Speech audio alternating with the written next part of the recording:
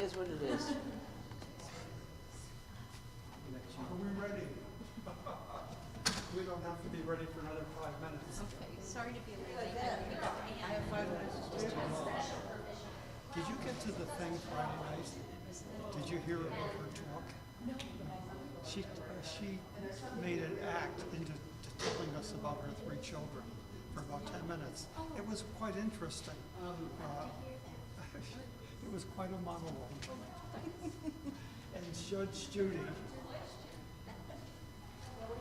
Pat, are you the chair, Gremlin? People can sit over here, so don't tell them. We're ready, so when you're ready, he said 5 minutes.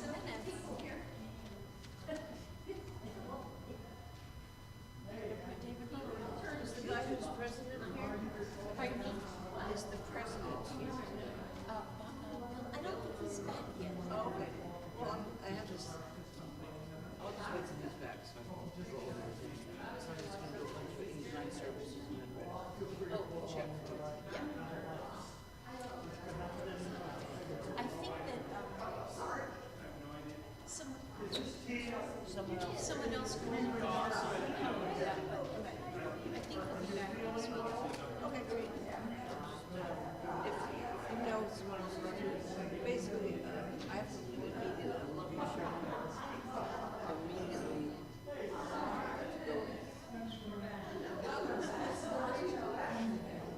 Gil, my son, and his daughter. So I have to leave like that. So Okay, so we'll get started as soon as he comes back.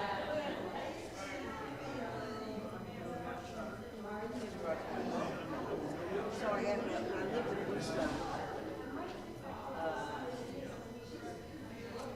There was this I thought I saw.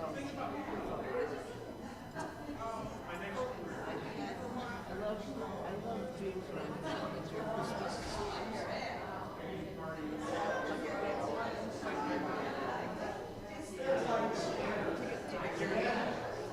Carry on. I can agree with you. Telepathically, without saying trust me, from my experience with people. It's okay. So sometimes I use that, but I had to do it all the time. Oh, yeah, that's good. Your movies I are had a showing. not working. Getting that alien movie. Sort of, yeah, thank God. It's one of those that is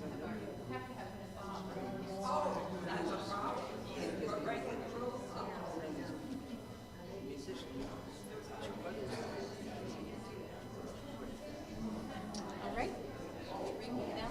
Your drink is on the left. Thank you. I saw that you already had it. Okay, so you're gonna. I'm gonna ring from the back. ding, ding, ding. Yeah, let's do that. Okay. I don't see any new people. I don't think.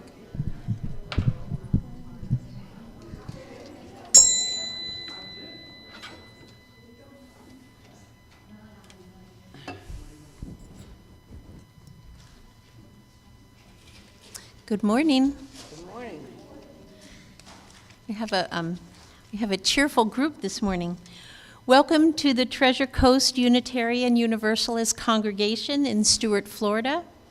Today is April 23rd, 2023. My name is Deb Harris, and I'll be your worship associate today. We are a welcoming congregation.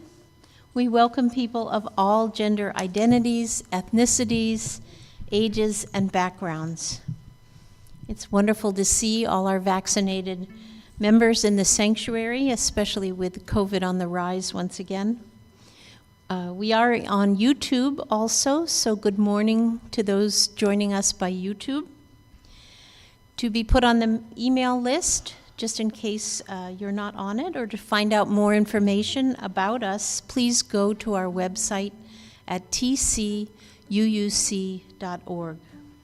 Note that there is an email link to request our online newsletter.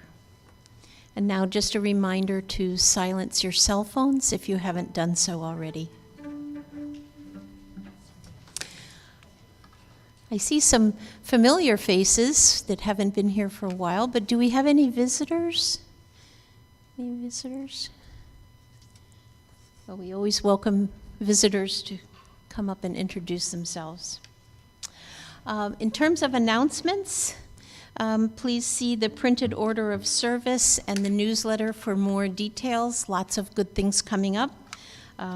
Just a reminder about our brown bag lunch on the first and third Tuesdays of each month at noon, downtown Stewart.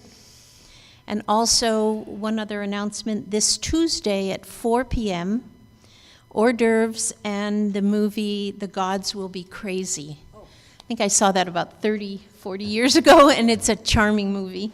So bring your own hors d'oeuvres and any to share if you like, and your own beverage. We thank everyone who helped with today's service, especially Jackie Robbins on cello and Judy Bajoris on piano for our music, our greeters, ushers, our host, Karina Poloni. Of course, we couldn't do the service without her. Our tech support, Rachel Valentino. We thank Joanne Leone and Marguerite Gregory for the coffee and cookies that we'll share together after this service.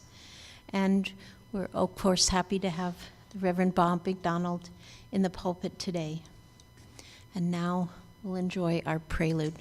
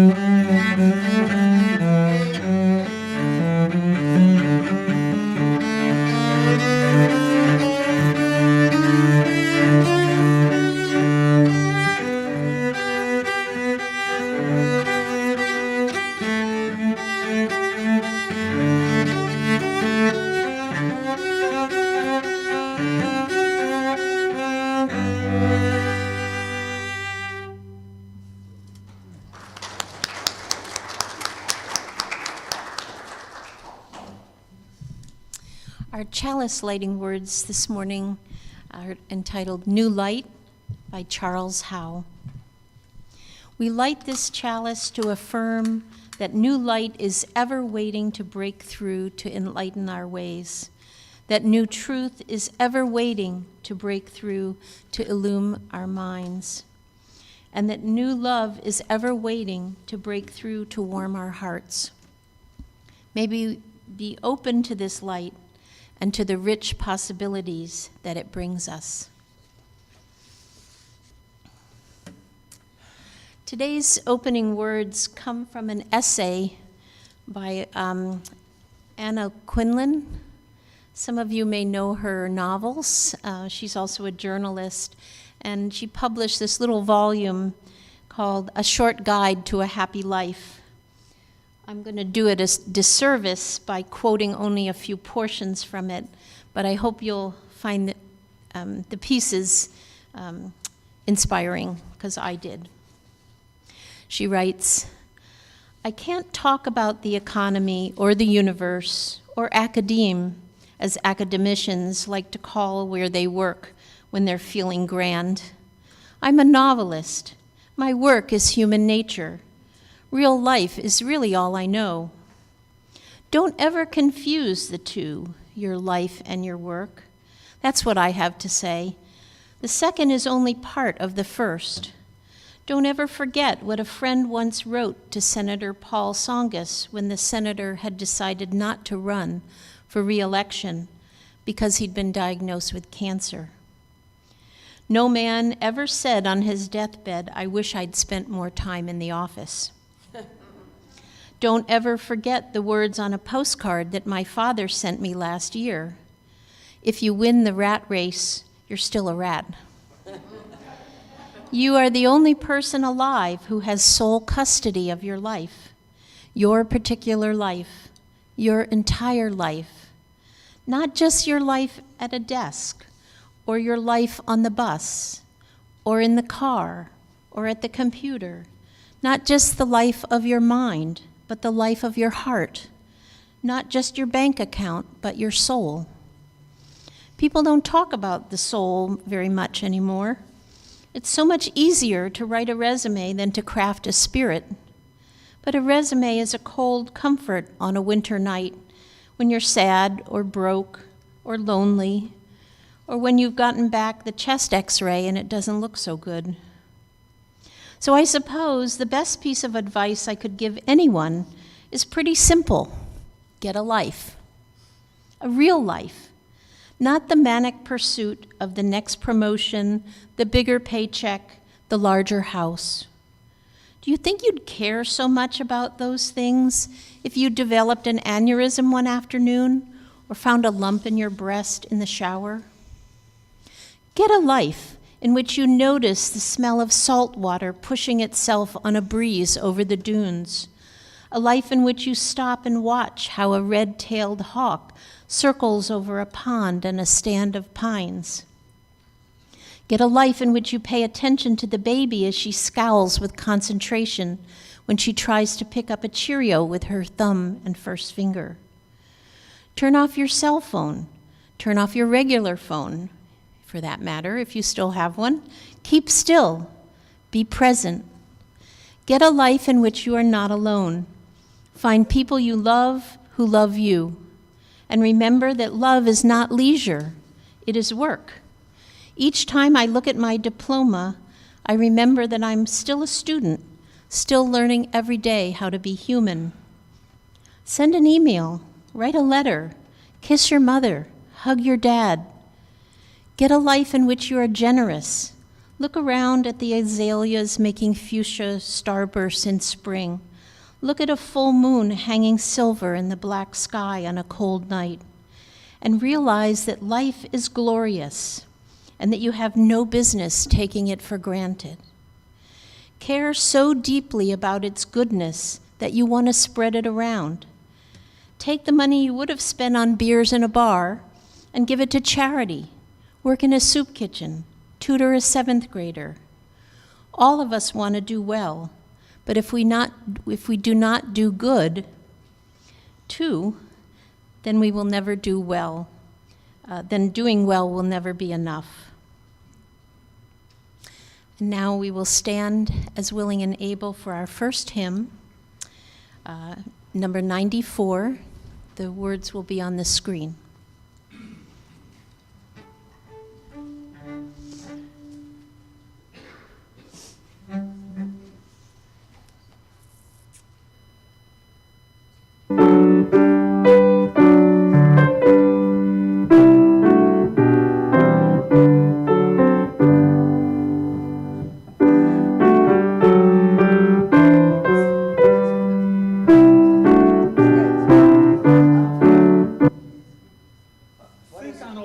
Things you just heard. We'll get right back to you. Here we go. Hold those thoughts. Hold those thoughts. We're going to try to sing 94, which is What Is This Life? Oh, we have Judy. I think we have it. If we don't, we will just do it, we'll do our thing. Oh, it's right along anyway. But it does an intro, there's an intro. Oh, there it is, 94. Let's hear Judy anyway. Judy.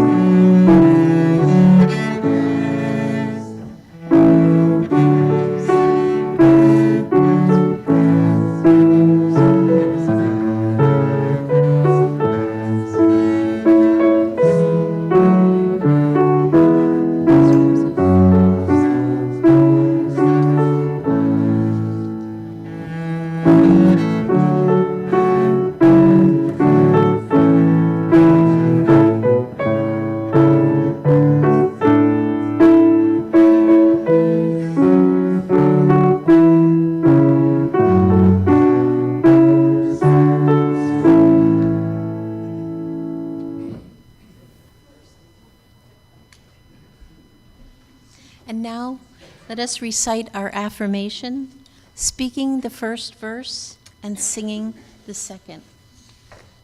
Love is the spirit of this church, and service is its law. This is our great covenant, to dwell together in peace, to seek the truth in love, and to help one another.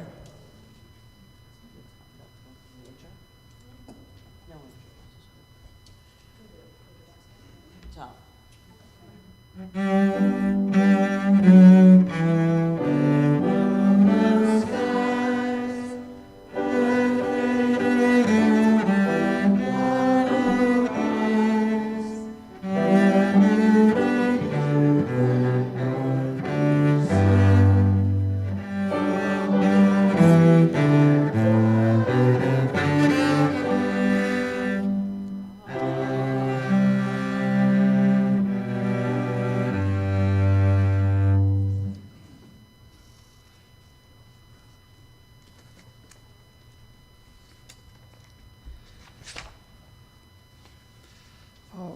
For the responsive reading, let's do 551.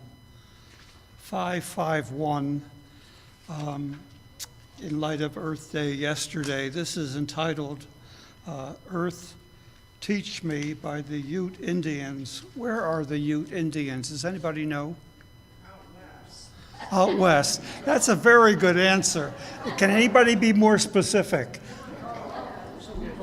Utah. Well, I don't know if it's Utah, but anyway, maybe there. All right, 551. Earth, teach me stillness as the grasses are stilled with light. Earth, teach me suffering as old stones suffer with memory. Earth, teach me caring as parents who secure their young. Earth, teach me courage as the tree which stands all alone.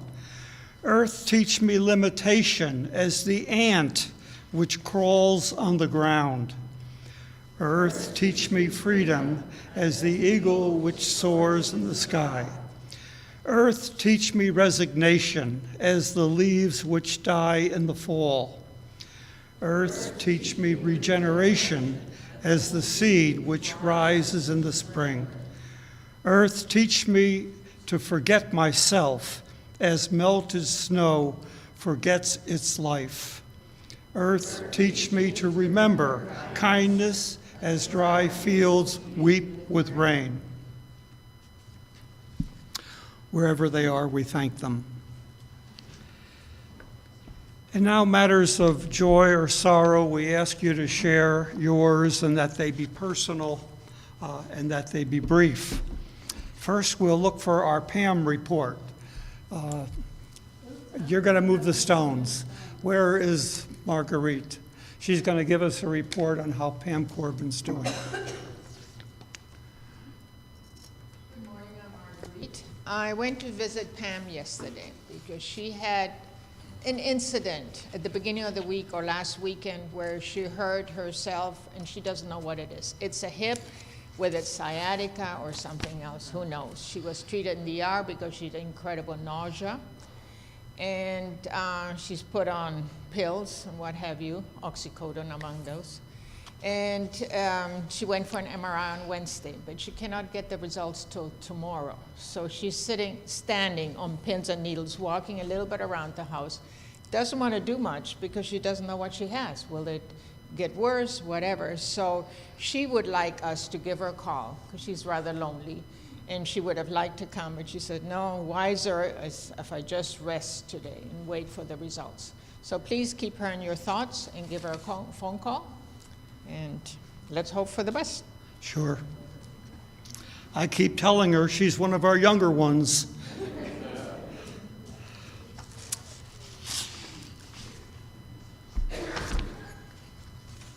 Okay, I'm Judy. My dear friend Barbara up in Maryland, whom I miss terribly, I called her yesterday, day before yesterday, I guess, and she's not well. She has a lot of health issues, and she's got a lung problem, and then the meds they're giving her are not helping. On the contrary, Barbara was raised Catholic and still has a lot of that Catholicism inside her, but she also identifies with UU. I've taken her to the UU church. She's gone on her own. She really identifies with the values. But I think that if I'm able to tell her that I lifted her up here today, for your thoughts and your prayers for her, I think that will help her. So I ask you that. Thanks. Sure. Our best to her, Judy. AJ. Hi, well, my name's AJ, and Mary Ann was nudging me earlier, but the COVID shots are available, and I'm not sure, as of Friday, Publix didn't have them, nor Walgreens, but CVS had them. So anyway, our joy is we had our shots, and we feel good about that. So I'm amazed how many friends of mine did not know that they were a breeze to get. Nobody's in line or anything. The word from AJ.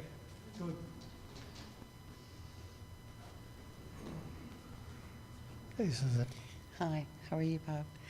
I'm Suzanne. I have a sadness. I went this week to visit my sister for 2 days. She has schizophrenia and bipolar disorder, and she's been in a nursing home since she was 18, and now she's 66. I didn't know this, but she's blind, and we're not sure, I'm not sure if it's glaucoma or what, but it's certainly partially neglect by the nursing home. So I had good meetings with the new personnel, a new nurse manager and a new social worker. Well, the social worker's been there for a couple of years. But I suspect that my sister didn't trust that I would love her if she told me she was going blind, just knowing her as I do. She doesn't share much, and she's got a really sad life right now. So I ask for your prayers. I lift her up here today. Thank you.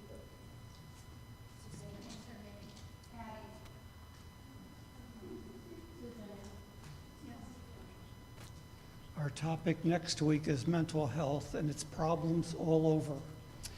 Anyone else? Joe Ginacaro emailed me that he's on vacation for a few weeks. So I wish him the best and a happy vacation. He'll be back. Is anybody else taking a vacation soon? How about you, Chuck? Are you guys going away anytime soon? We're going back to Maryland. Caught us off guard.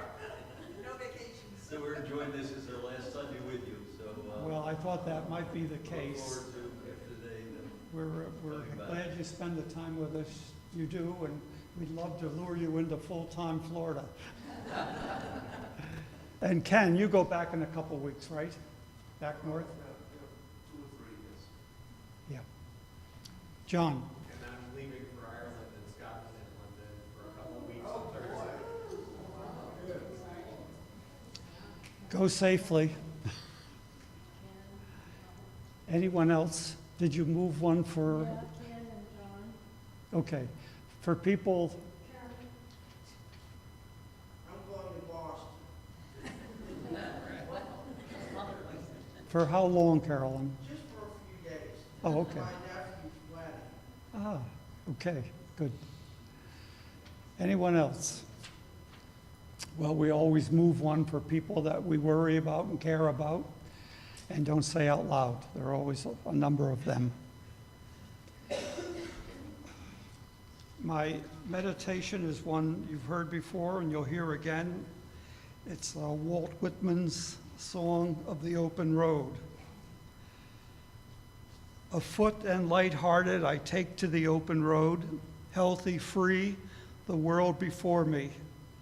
Henceforth, I ask not good fortune. I myself am good fortune. Strong and content, I travel the open road. I inhale great draughts of space. The east and the west are mine, and the north and the south are mine. All seems beautiful to me. I can repeat over to men and women, you have done such good to me. I would do the same to you. Whoever you are, come travel with me. However sweet these laid-up stores, however convenient this dwelling, we cannot remain here. However sheltered this port, and however calm these waters, we must not anchor here. Together, the inducements shall be greater. We will sail pathless and wild seas. We will go where winds blow, waves dash, and the Yankee clipper speeds by under full sail. Forward after the great companions, and to belong to them, they too are on the road. Onward to that which is endless, as it was beginningless, to undergo much, tramps of days, rests of nights, to see nothing anywhere but what you may reach it and pass it, to look up or down no road, but it stretches and waits for you, to know the universe itself as a road, as many roads, as roads for traveling souls. Walt Whitman. And now moments of silence.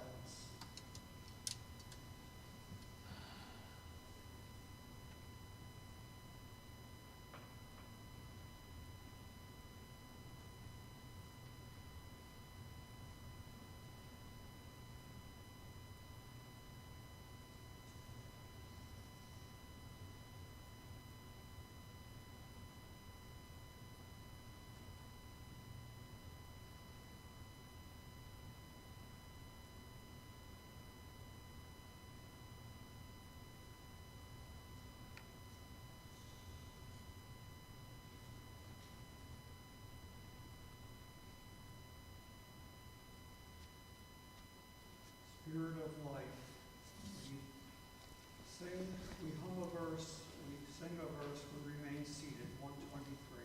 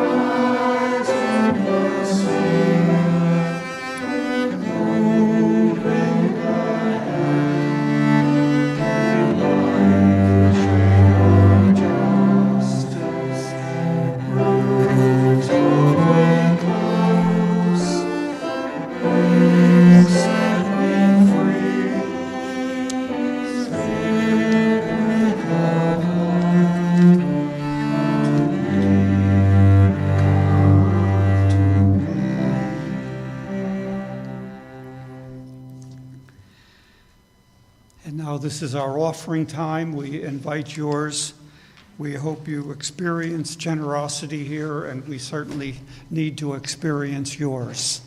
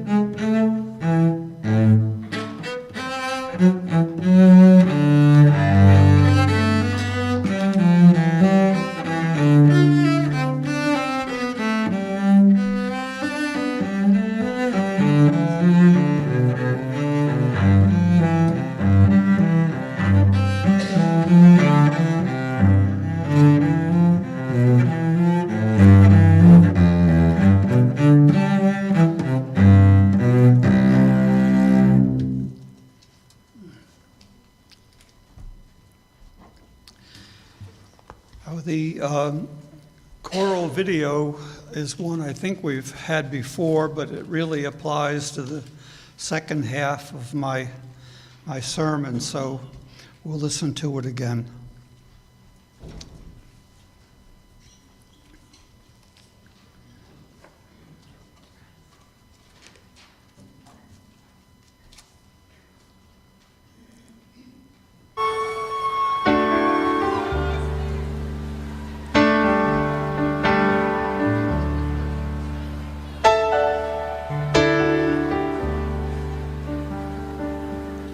When you're weary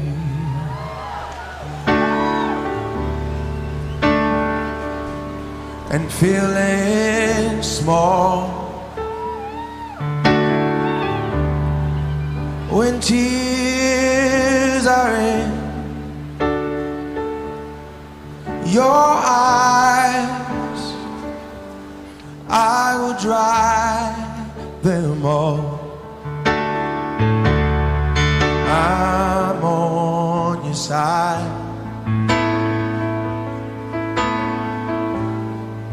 Oh, when times get rough and friends just can't be found like a bridge over troubled water. I will lay me down like a bridge over troubled water. I will lay me down.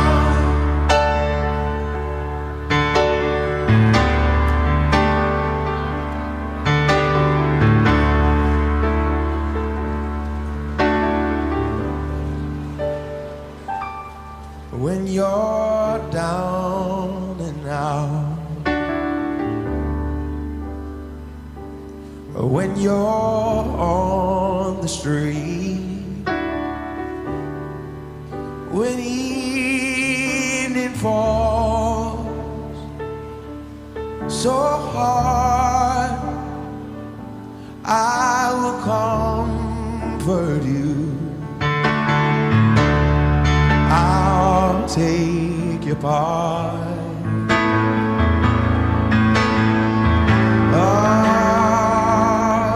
When darkness comes and pain is all around, like a bridge over troubled water, I will lay me down like a bridge troubled water. I will lay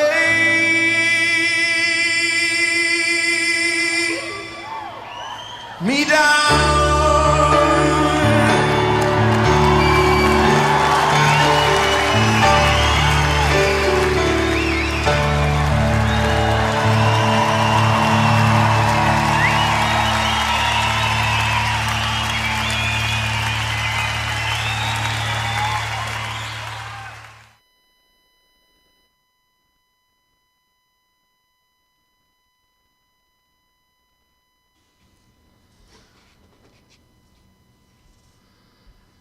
Who taught you the one most important thing you have learned?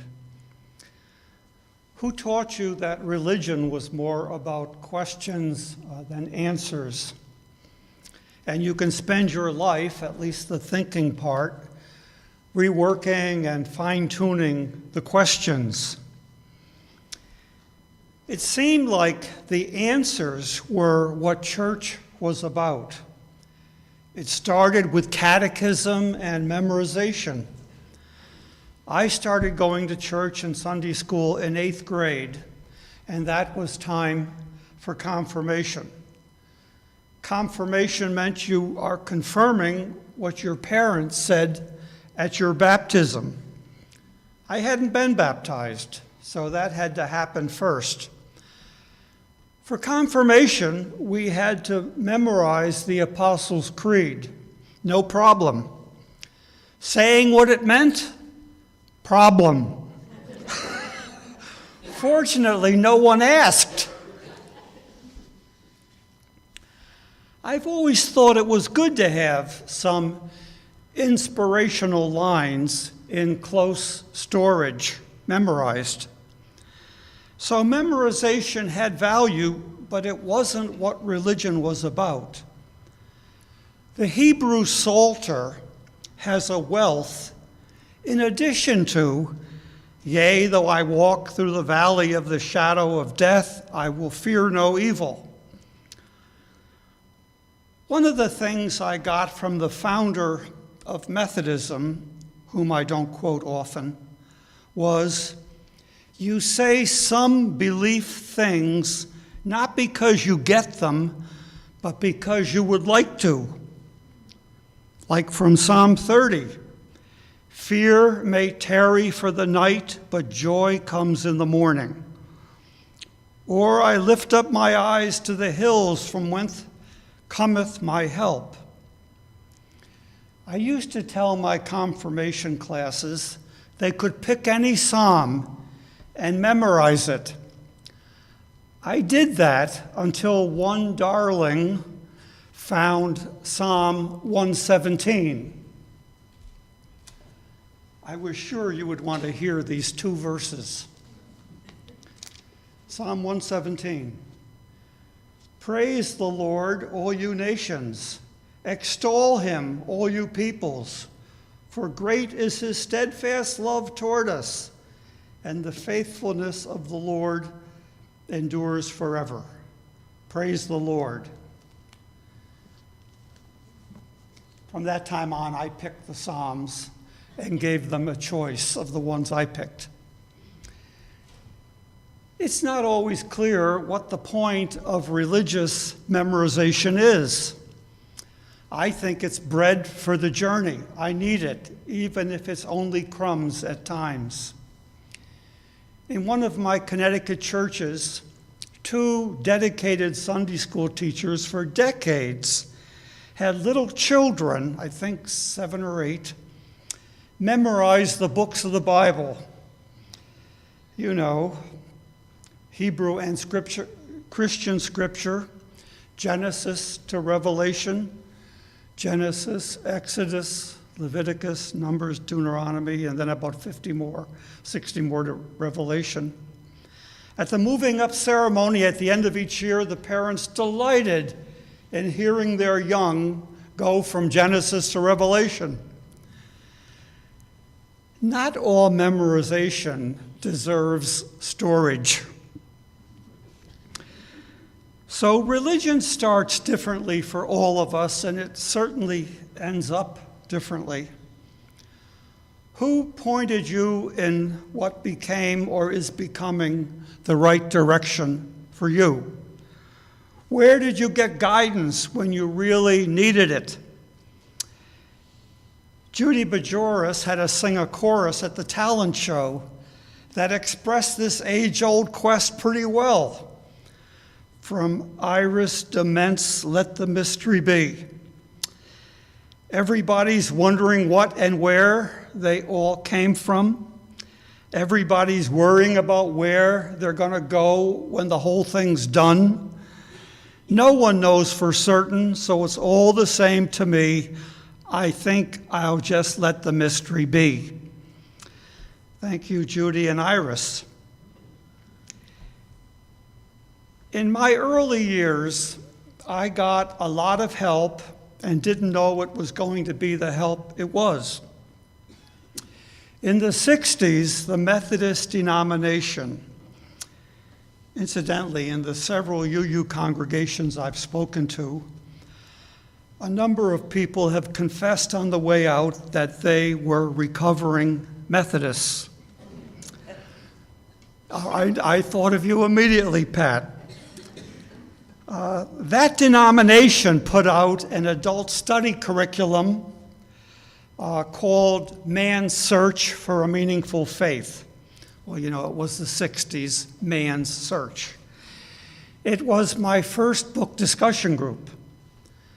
The fictitious couple in the series were named Archibald and Imogene.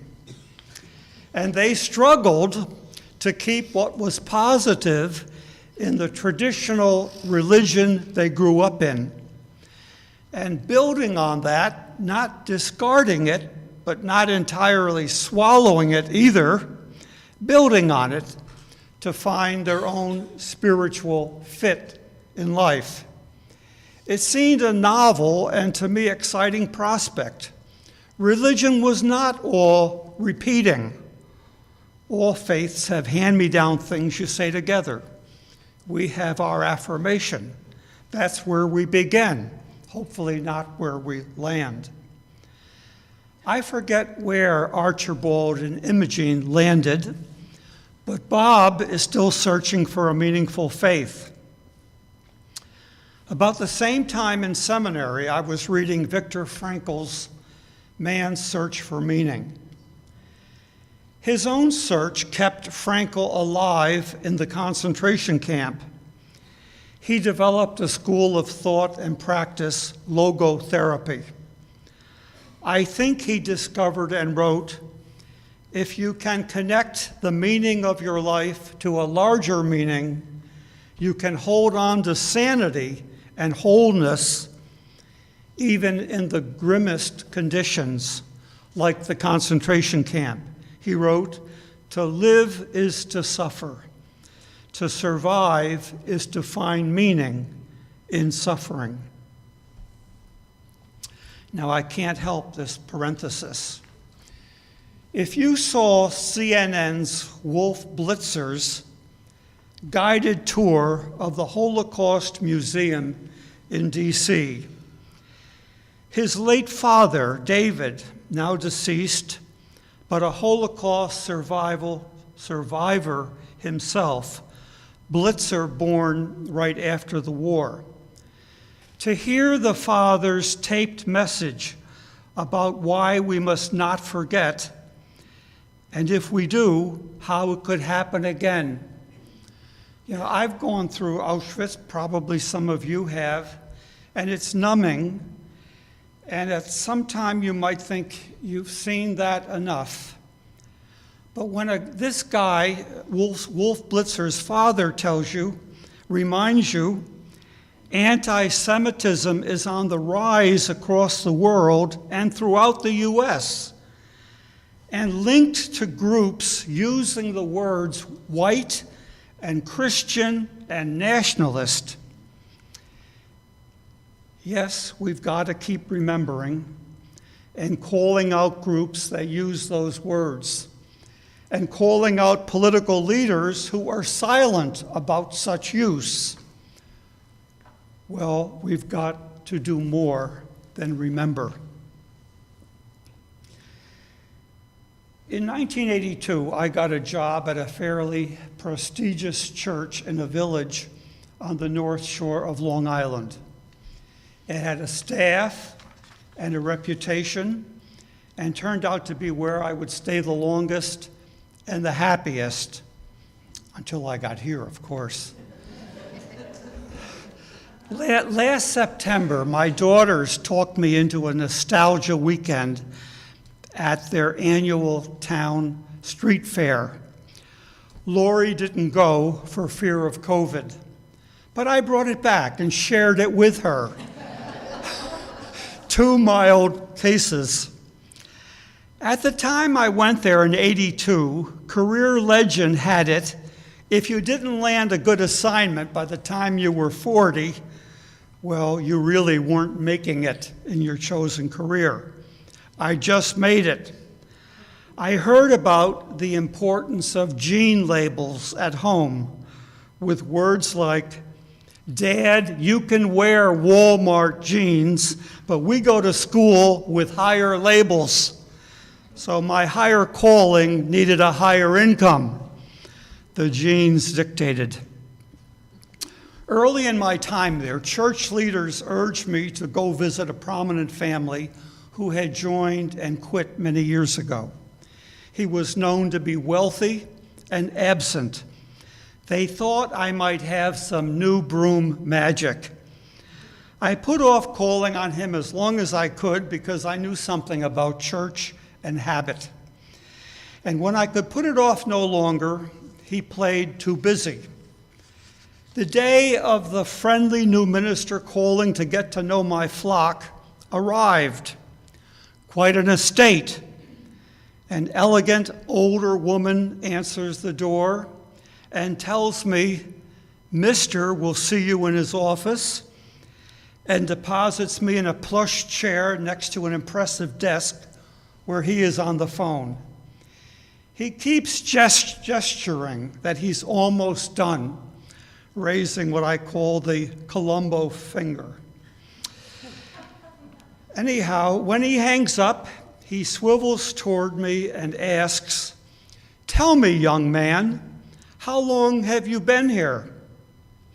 I say, assuming he means not in the chair, but in that position, I say, "I've been here 3 or 4 months." He says, No, how long in all your places have you been a minister?" I say, "About 20 years, which included a couple of student positions." "All right, so tell me, young man, in those 20 years, what is the one most important thing you have learned?" Now, wait a minute. I'm not here to be interviewed. I got my job. At that moment, I would have welcomed him getting another phone call. All I could do was repeat the question a couple times to stall for time. And then all I could think of, the most important thing I have learned is that good people, truly excellent people, are not replaceable. You move on, but you don't replace people who have etched their place in your life. And because of them, you can move on. The interview, mercifully, was soon over, and I was glad to leave. He did come to church once after that for his funeral, and I suspected that's why he had joined and come once before I got there. That was halftime for me, midpoint in my career, and I have a long roster or Rolodex of people whom I know I was better for knowing. Yet they showed me their best, and I owe them that in return. A number I have known here. In my second half of career, I have learned that church, while it hasn't been historically, can be about bridge building. While we were touring Spain about 10 years ago, I learned there was a Camelot moment in Toledo, Spain, when the cathedral there, about a half an hour from Madrid, acted as a bridge between Muslim Moors who had conquered Spain, Jews, and Christians. Now, I found a familiar tour guide who shows us that cathedral and even ends with some snacks we could include in our coffee hour. I'm hoping now you're going to see Rick Steves' show and tell that Camelot moment.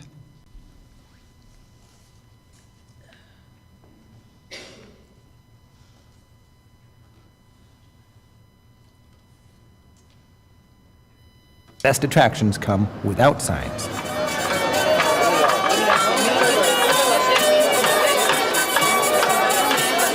For centuries, Christians, Jews, and Muslims enjoyed this city together. Toledo's history is a complex mix of these three great religions with an impressive record of peaceful coexistence. Physical reminders of Toledo's multicultural history are everywhere. In the year 711, zealous members of the world's newest religion, Islam, conquered the Iberian Peninsula. For 7 centuries, these North African Muslims, called Moors, dominated Spain. The Moors were impressively tolerant of the people they ruled, allowing Christians and Jews to practice their faiths freely. With cultural ties stretching from here, across North Africa, all the way to Arabia and beyond, the Moorish civilization here in Spain was a beacon of learning in Europe's so-called Dark Ages. Mathematics, astronomy, literature, and architecture all flourished. After Christians took back Toledo in 1085, many Moorish craftsmen and builders stayed on, leaving their Arabic imprint on the city for generations to come. This looks like a mosque, but it's actually a Jewish synagogue. It was built in the 1200s for Jews by Moorish craftsmen. The decor, while Arabic in its style, comes with Jewish motifs. The shell is a Hebrew symbol calling worshipers to listen to the word of God. While the men worshipped in the main area, women worshipped behind the screen. 200 years later, the mosque-like synagogue was retrofitted to be a Christian church. The peaceful coexistence couldn't last forever. Spanish kings united Spain into a Christian nation. They gave Jews and Muslims a choice, convert or leave. In 1492, sure, Columbus sailed the ocean blue, but that was also the year that Spanish Christians exiled the Jews and successfully kicked the Moors back into Africa. A sweet remnant from its Moorish days is Toledo's famous marzipan. Shops all over town sell marzipan goodies in ready-made gift boxes, but I like to select my own. Gracias. Adios. A great thing about travel is trying things you've never tried before. For years I've been looking at these fruity marzipan and I've never tried one.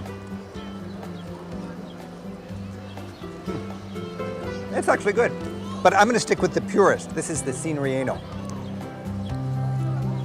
Oh yeah, top quality marzipan.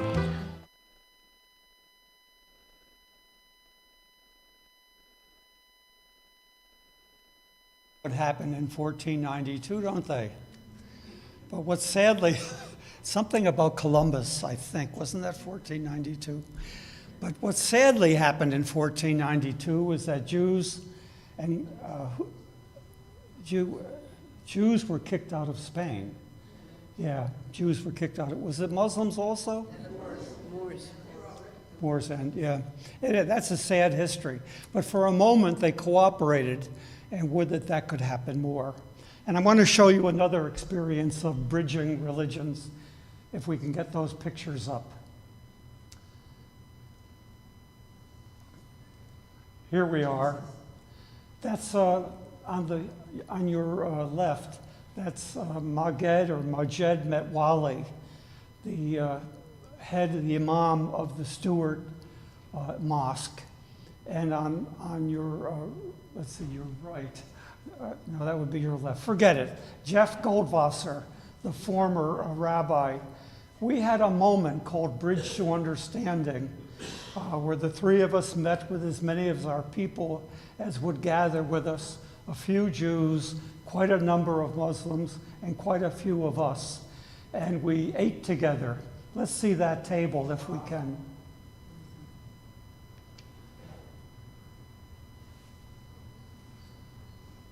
here we are.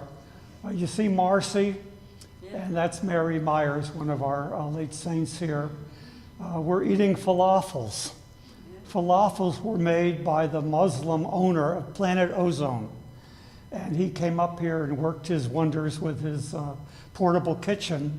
And it was a great moment in which to talk to each other. Jeff is there engaging, I believe, with one of the leaders of the mosque. Thank you, Karina.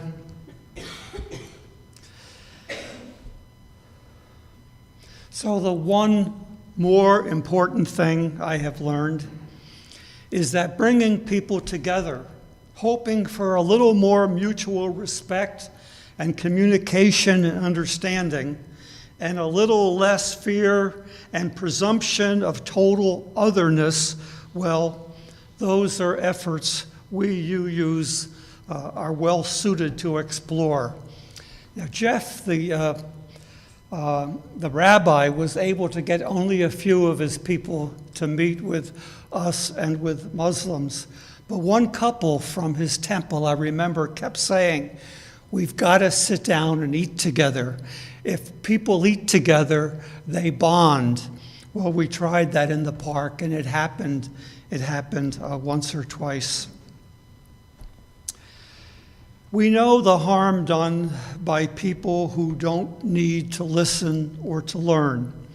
So it worked for a few months until the rabbi and the imam moved away.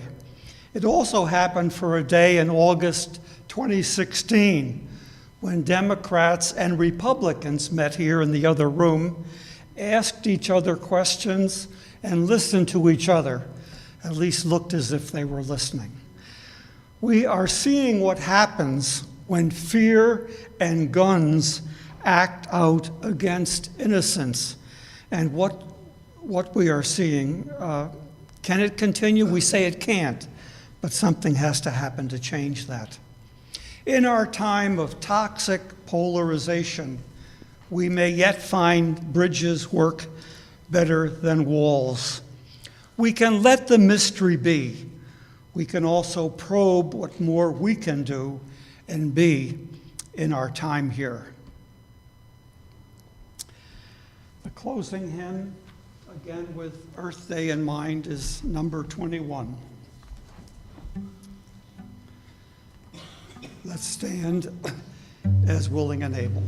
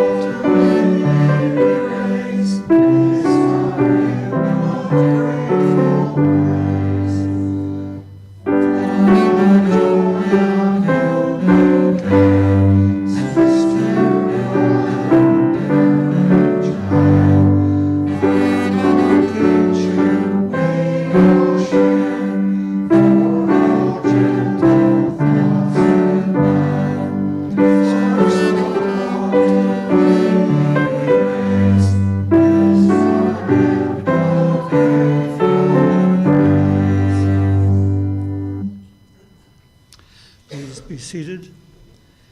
And for the extinguishing and closing words, these from Project Plowshares in the back of our hymnal. Lead me from death to life, from falsehood to truth. Lead me from despair to hope, from fear to trust. Lead me from hate to love, from war to peace.